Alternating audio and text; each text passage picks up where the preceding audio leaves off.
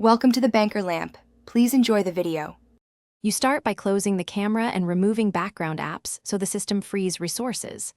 Once done, confirm battery is above 10% and you're on the latest iOS version. Software bugs often cause black screens. Next, perform a force restart. Press volume up, press volume down, then hold the side button until the Apple logo appears. This clears temporary kernel and camera daemon issues. Wait for the phone to fully reboot before opening camera, so services can reinitialize cleanly. Now you check camera permissions and services.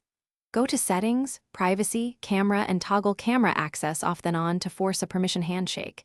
This can wake stuck camera daemons. If that doesn't work, reset all settings. This preserves data but reinitializes system services and often resolves driver-level conflicts.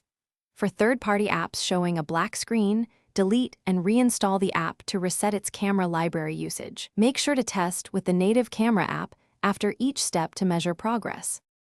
If software fixes fail, back up your device to iCloud or Finder and perform a DFU restore. This reinstalls firmware and iOS from scratch and eliminates deep software corruption. Once restored, test the camera immediately. If the black screen persists after DFU, you're likely facing a hardware fault, the front or rear camera module or its connector.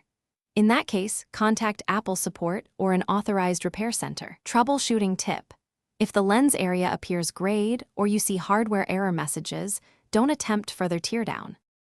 Thanks for watching. If this was helpful, leave a like and consider subscribing. See you next time.